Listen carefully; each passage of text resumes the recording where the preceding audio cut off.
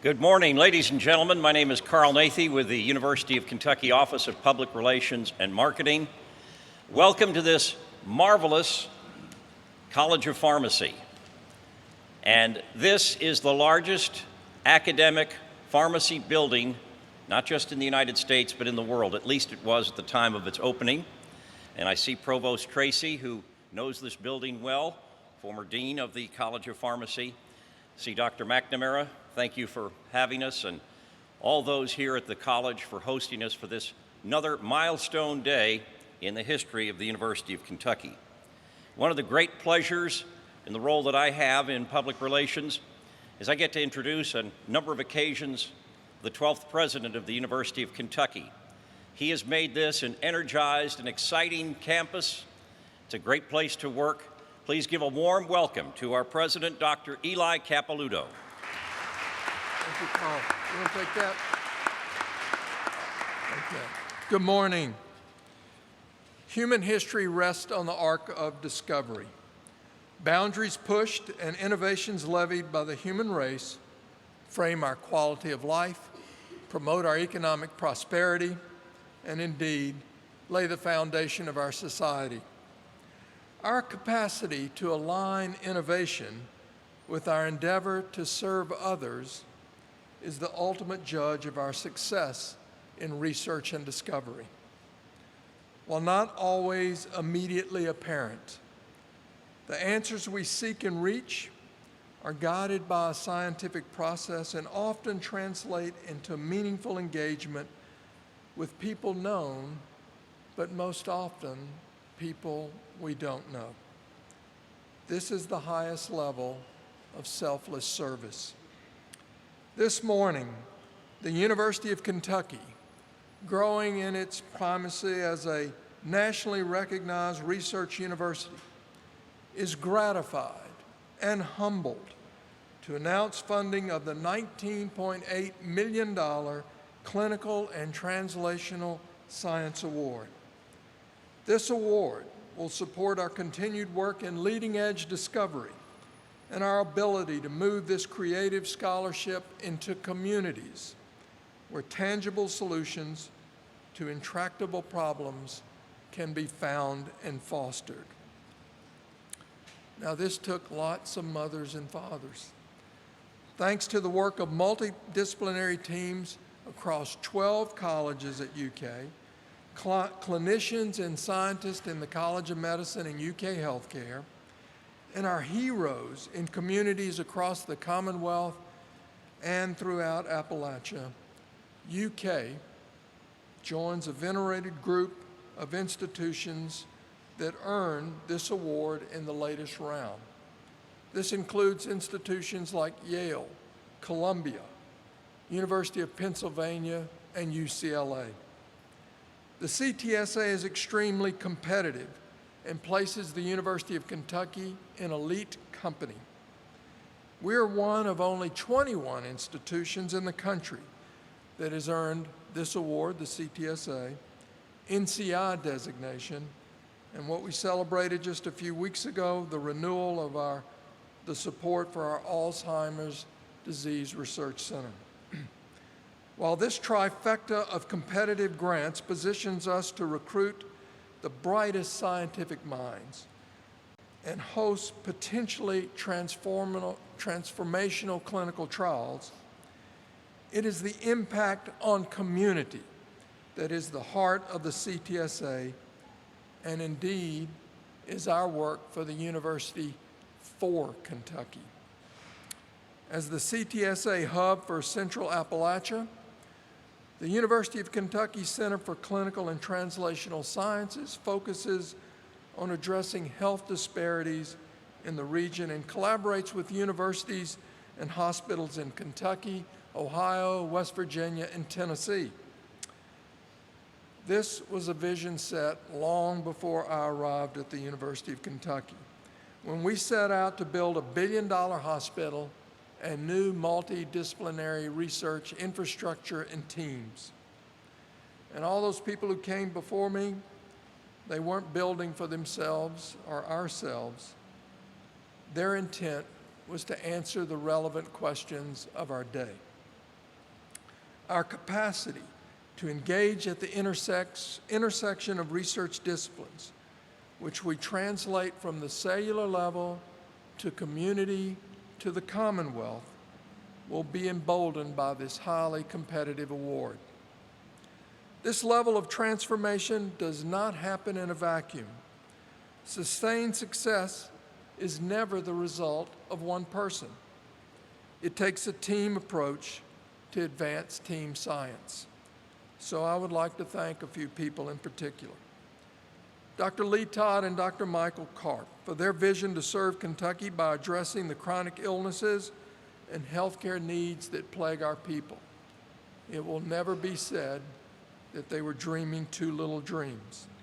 Dr. Lisa Cassis and Dr. Phillip Kern for their continued work in the lab and as leaders of our research enterprise and the Center for Clinical and Translational Science. Provost Tim Tracy, our academic leadership, many deans, including Dean DiPaola from our College of Medicine, who you will hear from shortly. Our faculty, the staff in our colleges and research centers, who have labored tirelessly for more than a decade to advance the work in their respective fields. These are the individuals, often quiet heroes, laboring in obscurity, who can delicately work with and navigate the complex dynamics at the cellular level and in community centers. They are the means behind our mission as the University for Kentucky. I know that you share my enthusiasm and enduring interest and appreciation for the next level of work made possible by the CTSA, but I'd like all of you to join me in a round of applause for these heroes.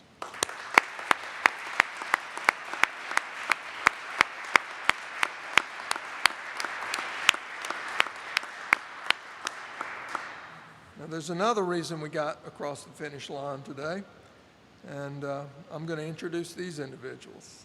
I want to specifically thank our senior senator from Kentucky, Senate Majority Leader Mitch McConnell. On this occasion, but more broadly, on the many other occasions that he stood up and supported innovative research that answers those complex questions of our day. Leader McConnell was stalwart in his support on the front end and throughout the process as UK applied and reapplied for the CTSA. More fundamental, though, Leader McConnell has championed the increase in federal support for NIH because he knows that the general improvement in health can be undergirded through quality research. He knows that the work of our basic and translational science faculty is the linchpin of a healthier, high-quality future for his constituents in the Commonwealth and far beyond our borders. So too does Leader McConnell's staff, who work day in and day out with UK faculty and staff engaged in important research and discovery. They represent your office with dignity and equal resolve for improving the future of the Commonwealth, and I want to thank them for their support.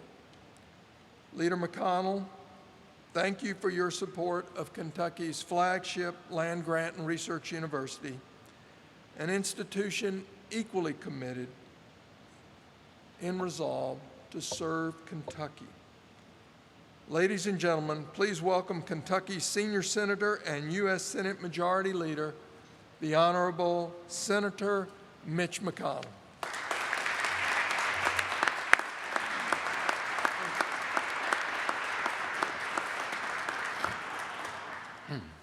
Well, thank you very much, Dr. Capilouto, for the fabulous job you've done here at UK. You make us all proud. As a graduate of the law school, I obviously follow closely what happens at the university, and you've done a terrific, terrific job. This is actually the second time this month I've been on the campus. Earlier, Dr. Capilouto and members of the law school were announcing the Haber Initiative, which is going to add great quality to the programming at the College of Law. And today, obviously, we're here to celebrate this incredible development. Look, this wouldn't have happened but for the people behind me here. I mean, they're the experts. They put it together. All we try to do in my office is to facilitate, to be as helpful as we possibly can in helping these folks to realize their dreams and aspirations, not only for the university, but for our state. Dr. Cassis, Dr. Kern, Dr. Karpf, who I've known well since he came here in 2003. This is a fabulous team that the university has in the healthcare field. As Dr. Capilouto pointed out, the $20 million NIH grant we're celebrating today is not only great news for UK and its students and its researchers, but it's great news for the entire Commonwealth, which benefits from the critical health research undertaken right here and the healthcare provided by the university and its partners. We all know Kentucky, unfortunately, suffers from the highest cancer mortality rate in the country.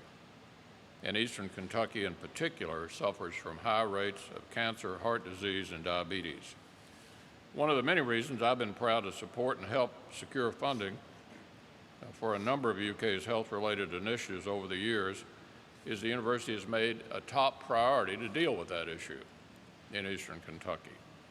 And no area of our state is in more difficulty than the Appalachian region.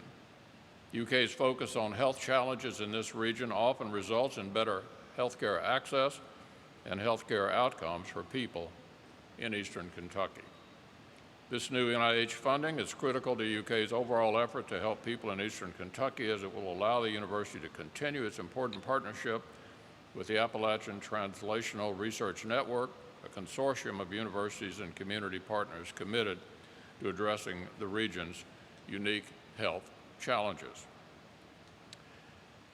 As all of you know, I've been the majority leader in the current United States Senate. I know we have more basketball fans than we have football fans in our state. But if you are a football fan, you know that there's a defensive coordinator and an offensive coordinator. I had been the defensive coordinator for some time, 8 long years. I had aspired to have an opportunity to call the plays, which is what the offensive coordinator gets to do. So for the last year and a half, I've been able to call the plays. Why do I bring that up? There are 2 things that are health-related that either have been done or will be done before the end of this year that I want to share with you. One is a massive increase in NIH funding, which is a top priority of mine. And second, a bill some of you may have heard of called the 21st Century Cures Bill, which brings together a bipartisan group of us with particular interests in different areas. The president is interested in precision medicine. The vice president is interested in the cancer moonshot. This is after Beau Biden's death about a year and a half ago. The vice president, who is a close and dear friend of mine, wanted to do something important to try to deal with that dreadful disease. I have a particular interest in regenerative medicine.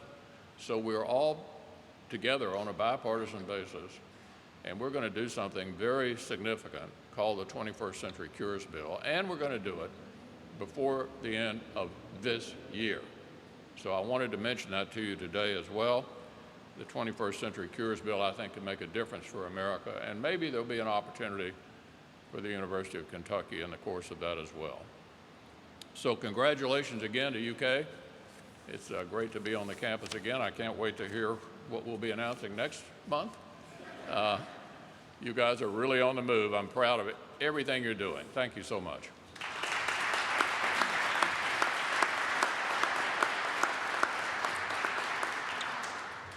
Thank you, Leader McConnell, for your kind words and support on this important day, and to hear those encouraging words about what you're leading on that can make life even better for our fellow Kentuckians. And I also want to thank and welcome Congressman Andy Barr. Congressman Barr is a constant advocate for the University of Kentucky He visits us often. He's supported many legislative efforts to strengthen federally funded research through the NIH. He has been an advocate for our work during his time in Congress. Please welcome Congressman Andy Barr.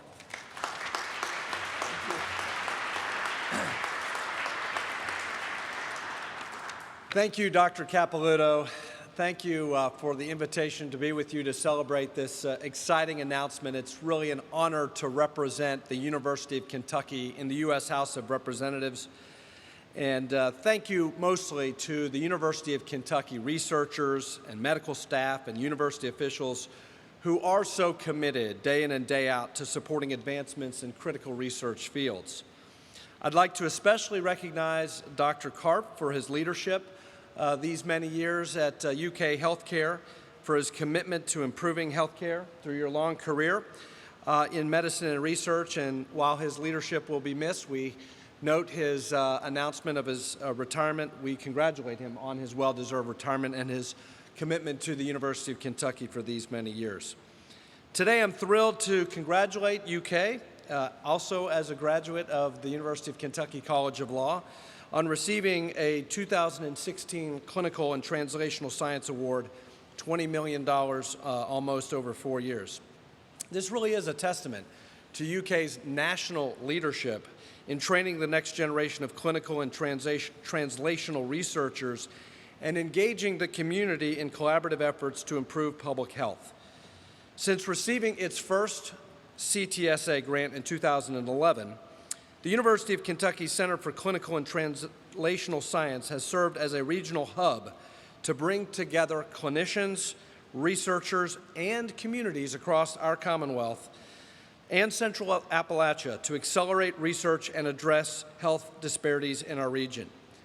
I, too, have been a strong supporter with Leader McConnell in increasing our commitment to the National Institutes of Health.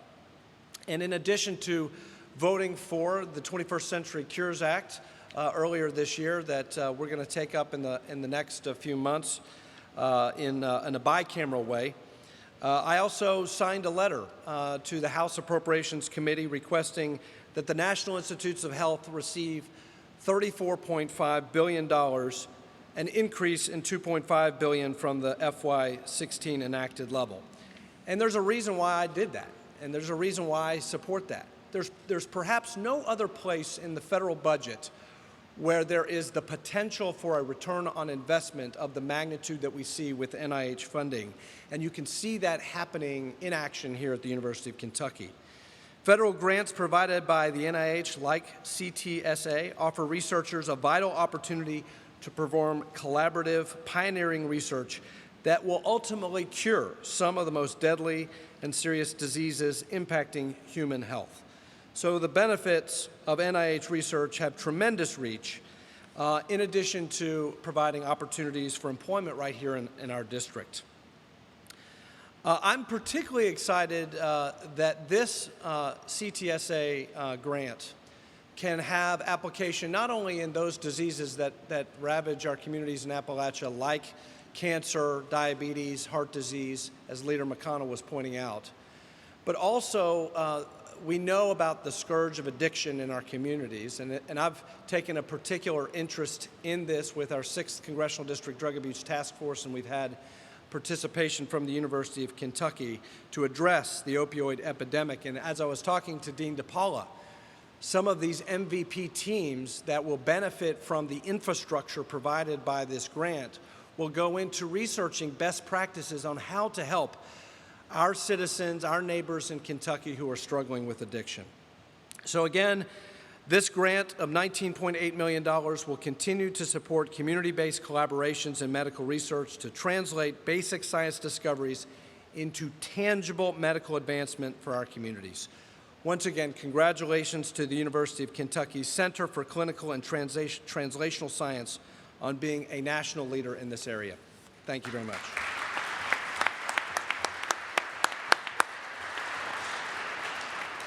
Thank you, Congressman Barr. Our next speaker knows all about the National Institutes of Health. She's had several continuously funded grants herself as a researcher here at the University of Kentucky. She's been here a long time, but she started at a very young age, so she's still very young. But she's very brilliant, and she brings to the role that she plays now, Vice President for Research for the University of Kentucky, hands-on, real laboratory experience that she's lived her entire professional life. Please welcome Dr. Lisa Cassis.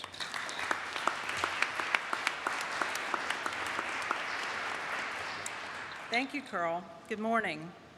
I join my colleagues in our sincere appreciation to the National Institutes of Health for funding a second Clinical and Translational Sciences Award at UK's Center for Clinical and Translational Sciences, which we affectionately call the CCTS.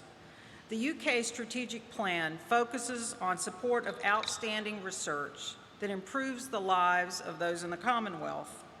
We couldn't achieve these important goals without the support of programs like the CCTS. To bridge the gap between basic and clinical research, we need a specialized infrastructure that facilitates that translational research. This program provides that infrastructure.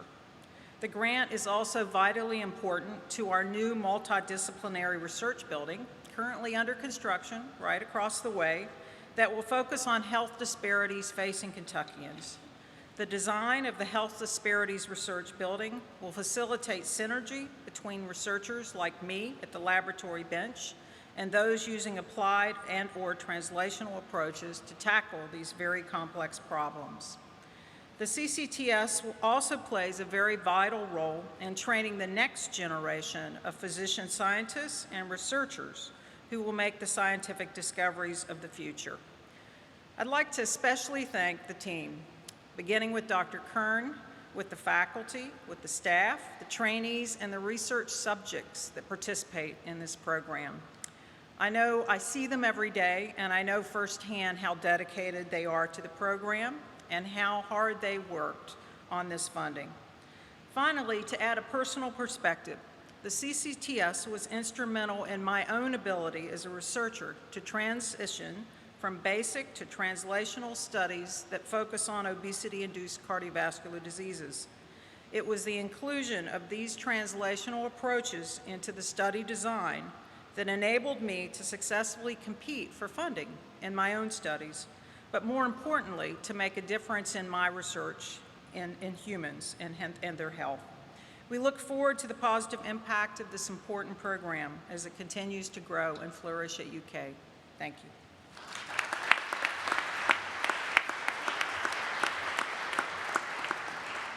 Thank you, Dr. Cassis.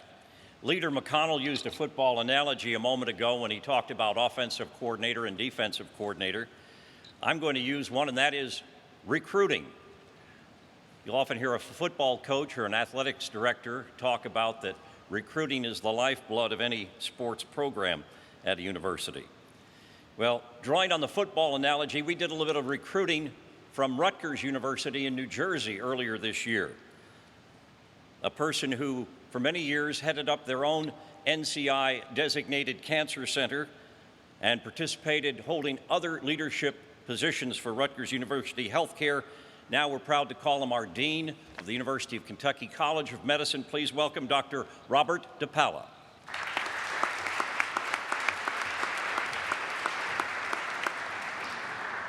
Well, thank you, and glad to be here. It's been about 6 months, feels like a day. A lot of great activity going on here, especially in the realm of bringing research to clinical care.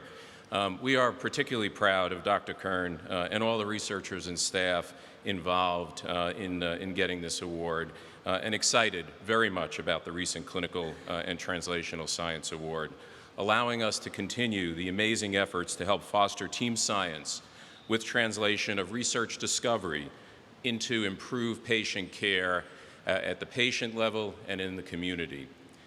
Specific needs to improve patient care through the translation of research discovery in Kentucky, as you just heard, include efforts to reduce disparities in Kentucky, including cancer, heart disease, stroke, dementia, diabetes, and addiction. To address these many needs in Kentucky, the Clinical and Translational Science Award, or CTSA, and the Center for Clinical and Translational Science support programmatic models to enable building research teams, patient advocacy, training, patient and community engagement, attention to underserved populations, the quality and efficiency of translational research itself, meaning the infrastructure, and advancing the use of cutting-edge informatics to conduct clinical research. Team science models like this can engage and leverage multidisciplinary research strengths as programmatic teams best aligned to bring cutting-edge therapies, research, and expertise to patients. Through this support, we have been increasing efforts to foster multidisciplinary work, knowing well the needed components in what you can call the translational science spectrum, which includes basic science discovery in the lab, preclinical research, clinical implementation, training, and public health. So quite a bit to put together, all in a team approach.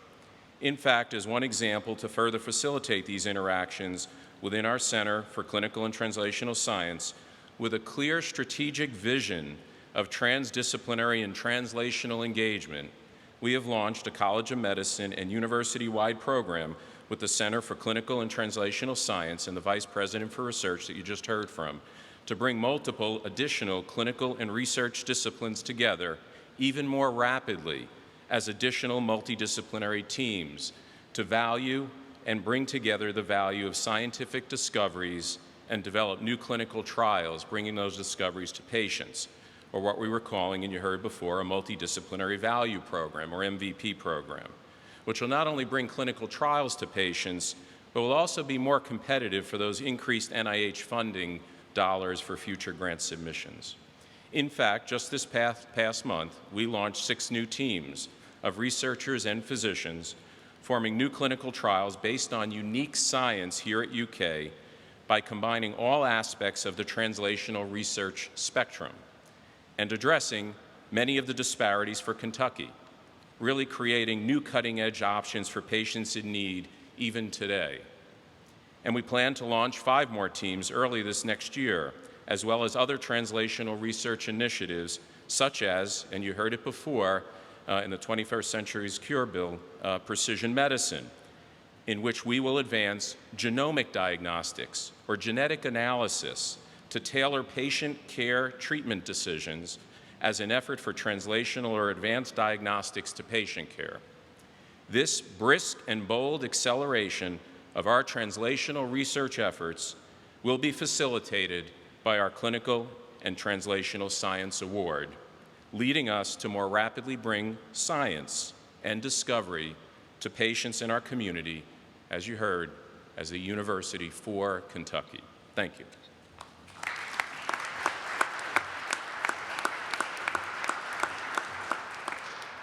Thank you, Dean. You've heard a lot about teamwork and collaboration, and as I've learned through the years, collaboration is what it's all about here as far as research at the University of Kentucky. And you do need good coaches and leaders, and we've got another one right here that I'm about to introduce. He serves as director of the UK Center for Clinical and Translational Science and also as UK's Associate Provost for Clinical and Translational Science. Please welcome Dr. Phillip Kern. Dr. Kern.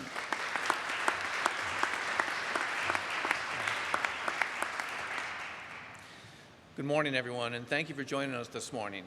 I want to especially thank President Capilouto, Vice President Cassis, Dean DiPaola, Dr. Karpf for their dedicated support here on campus, and also want to express our gratitude to Senator Mitch McConnell and Congressman Barr for their support in Washington and for joining us today. Just as groundbreaking science requires a team, the complex process of applying for these awards requires the effort and expertise of many faculty and staff across the UK, as well as partners at other institutions in the community, and as well as congressional support. These CTSA awards are highly competitive, as Dr. Capilouto mentioned a few minutes ago. And I want to particularly acknowledge the principal investigators who helped write this with me, the PIs of the training grants, Drs. Tom Kelly and Susan Smythe, who are here today. The mission of our CCTS is to provide infrastructure and expertise to quicken the process of moving new science and treatments and tools to the patient bedside into the communities. Our center does not focus on any one particular disease, but we support studies on an array of diseases across the lifespan in order to make research more efficient and impactful. Since football analogies are in vogue this morning, I think one thing we can say is that whereas we are not always the one that do the dance in the end zone, we're often the pulling guard who throws the key block that allows other people to do that. The CCTS is truly interdisciplinary and interinstitutional because only by working together and combining this expertise can we truly make an impact on health. We've worked here on campus with over 200 faculty across the campus and with many people outside of UK. I see many people here in this room today who I recognize as my friends, colleagues, and many of whom have received some kind of support from the CCTS.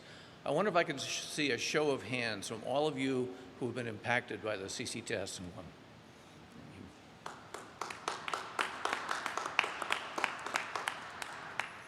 I'd like to give a few examples of some of the efforts over the last 5 years which illustrate what we do and some of the impact of our work.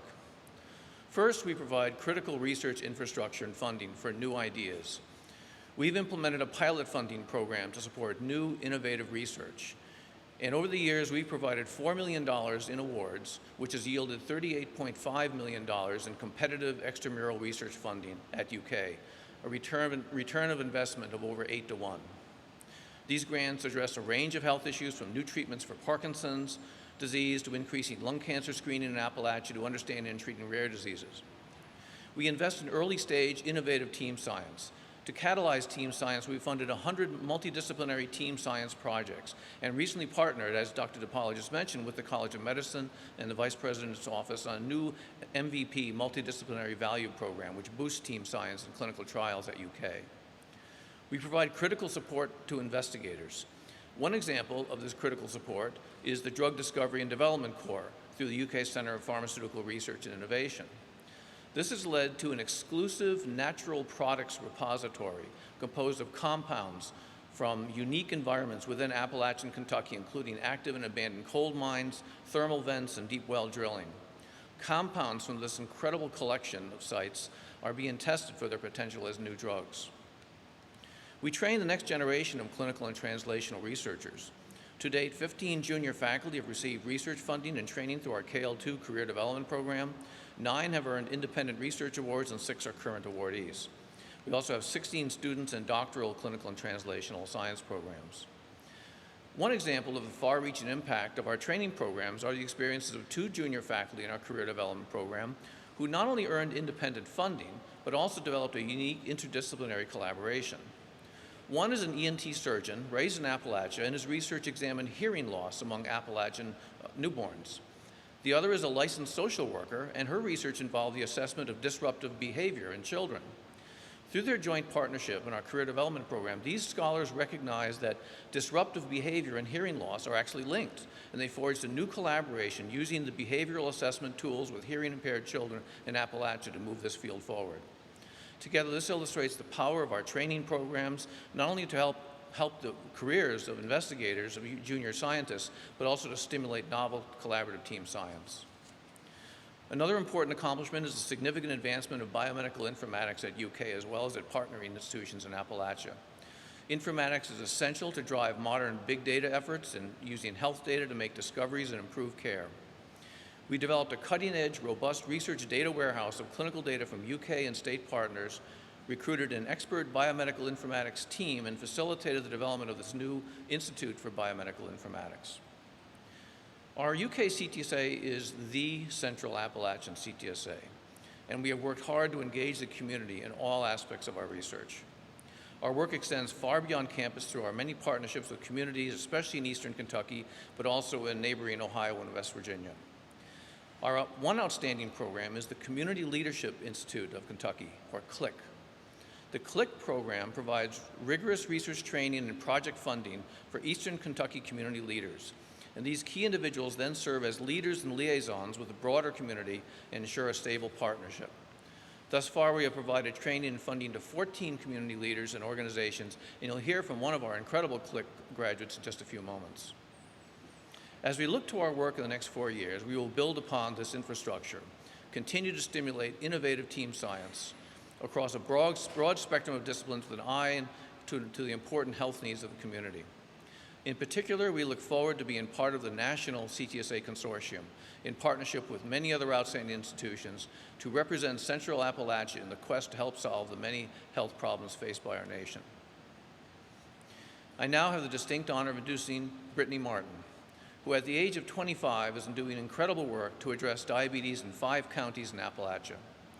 Brittany is the diabetes coordinator and health partner for Big Sandy Healthcare, which serves the Big Sandy development area of Floyd, Johnson, Magoffin, Martin, and Pike counties. A native of Hazard, Kentucky, she is a 2014 graduate of UK and more recently graduated from the CCTS Community Leadership Institute of Kentucky, the CLIC program. She has turned the training and funding from this program into a system of community diabetes programs, as well as thousands of dollars in additional external funding. Her story, which she will share with you now, epitomizes the power of combining academic medical center resources with the community-based solutions and leadership. Thank you, Brittany, for your dedicated hard work and for joining us today.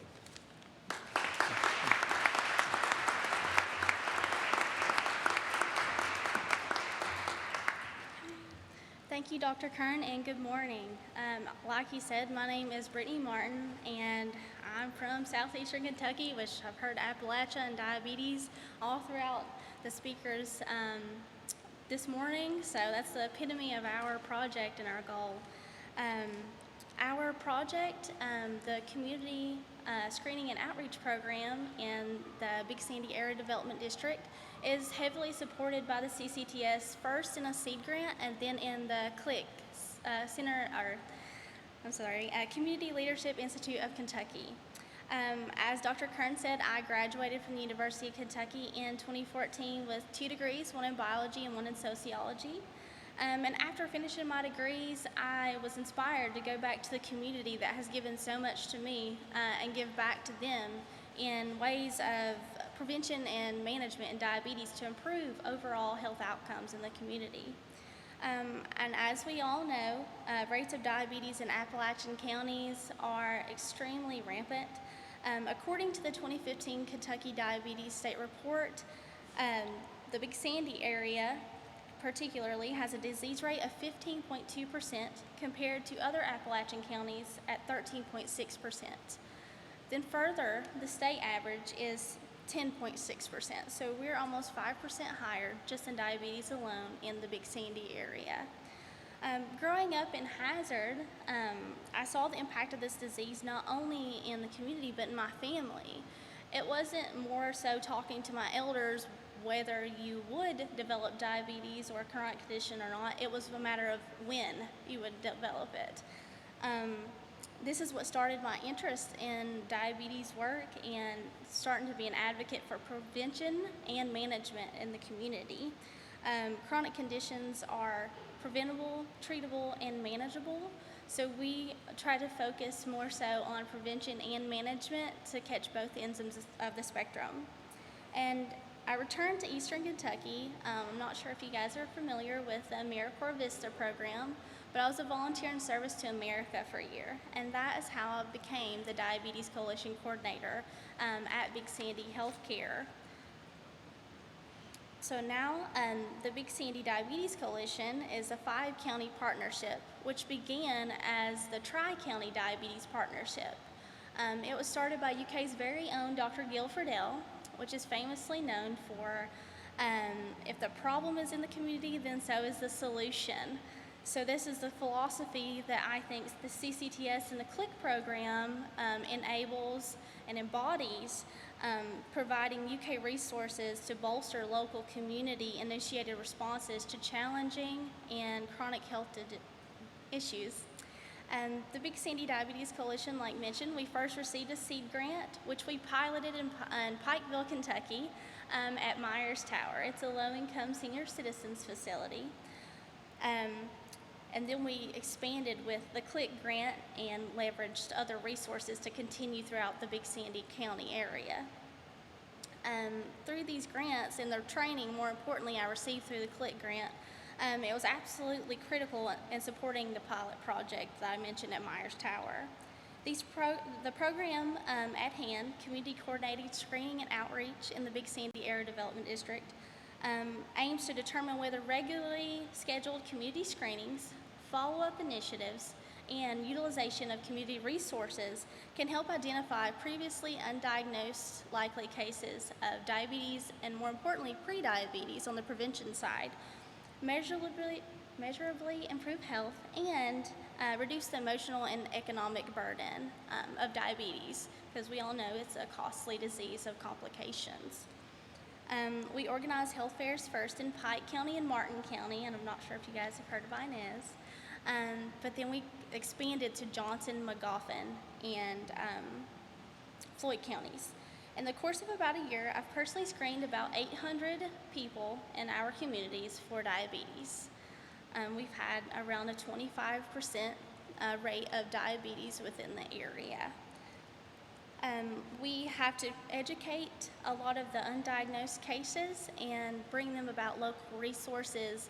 And when I screen someone with an A1C over 14, we definitely have to seek medical attention and get them lowered as soon as possible. Throughout these screenings, we're also able to gather other baseline data, height, weight, BMI, and blood pressure. So the way that we usually set things up is a baseline screening, utilization of prevention methods and just local resources in the area they might not be aware of, and then a 6-month follow-up screening just to say, hey, we're still here and we're still working with you. So far in the pilot program, we had a 53% success rate of lowered A1Cs in that targeted population. The CLIC and the CCTS, again, have helped our project tremendously, and we've also leveraged other resources to get the total for the project over $20,000 with the help of Marshall University and managed care organizations such as Passport Health Plan, Aetna Better Health of Kentucky, and Anthem Blue Cross Blue Shield Medicaid. Without the CCTS grants and funding, our project would not have been possible and definitely have not get the attention and gained the ground that we have gotten so far. We're still conducting community diabetes screening and outreach, and the project is still being supported. And Big Sandy Healthcare, we are actually opening our first optometry clinic to start focusing on diabetic retinopathy and diabetic eye exams. So we're expanding our project to further.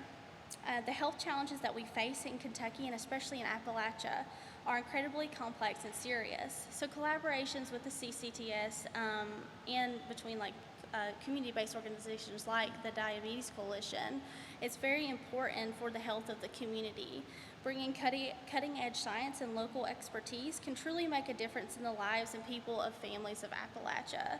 I know this because I see it firsthand every day. So thank you again to the CCTS, and thank you.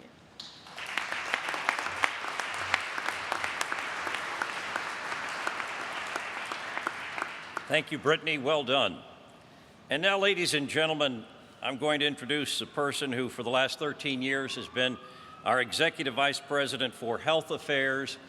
He has just changed the culture, the climate, the health care, not only here at the University of Kentucky, but for the Commonwealth and beyond. A warm welcome for Dr. Michael Karpf.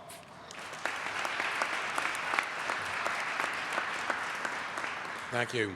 Although we're here celebrating a research grant, I want to make sure you understand how this research grant and the other successes we've had in research actually impacts the healthcare of Kentuckians on a day-to-day basis. 13 years ago, we asked ourselves, how is the medical center at the University of Kentucky going to serve the Commonwealth in the best and the most appropriate way? We thought about that for a long time. We came to the conclusion that on campus, what we needed to do was focus on advanced subspecialty care so that Kentuckians, as you've heard me say, and you've heard President Capilouto say many times, would never have to worry about whether they could get appropriate health care in Kentucky and have to be concerned about whether their insurance will allow them to go to the Mayo Clinic or the Cleveland Clinic or Vanderbilt or WashU. And that's been a major focus for us on this campus. We also at that time understood that if we're really going to impact healthcare in Kentucky, we needed to develop relationships with local providers and bring their level of care up to the highest quality possible so that people could stay close to home for as long as possible in their support with their support systems and not have to come to Lexington until absolutely necessary. We also understood that we'd have to focus on efficiency, quality, and safety. Now, if you're going to build subspecialty care, if you're going to build the kind of programs we wanted to build. Our job was not to be able to practice the standard of care as it existed. Our job is to really move the standard of care forward. We need to be able to do the kind of things that major institutions, places like mentioned, Vanderbilt, WashU, Indiana Clarion, Ohio State, UPMC, Cleveland Clinic, Michigan do. We have to practice the medicine of tomorrow and create the medicine of tomorrow. To do that, you've got to recruit people who are inquisitive, who are committed, who really want to do things better in the future. They're not doing the best they can today. They're figuring out how to do better tomorrow. Get those kind of folks, you've got to have the infrastructure to engage them.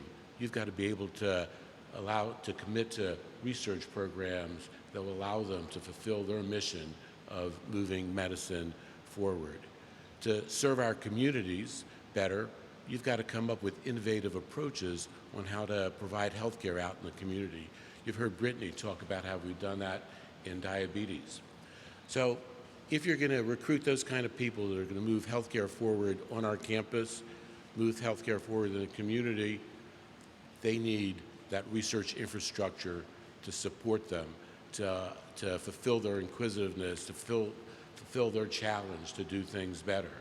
And in this day and age, if you want to be a leader in science, since the NIH is focused on clinical translational science and is more focused on what are you going to do for people today and tomorrow as opposed to what are you going to do for people 20 years from now, you need the clinical people to be able to support that.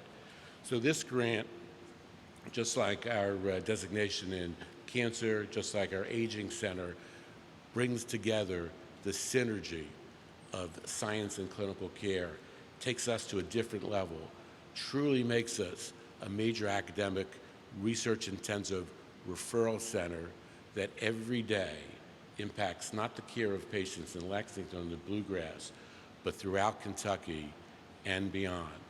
So this has been a key grant for us when we got it. It's critically important that we got the resubmission, and it's fundamentally important that we keep building on this foundation so we can continue to enhance our role as a regional major academic medical center. That's a cherished value for this community, and we need to do everything we can to continue to make that mature. Thank you very much.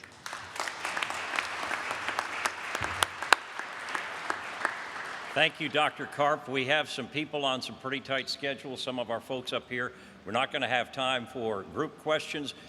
There may be some time for individual questions. I have been asked for those up here on the stage. We want one big group photo. So if you can just stand behind me and we'll take that photo and then you'll be released for the rest of your day. Thank you all for coming. Have a great afternoon.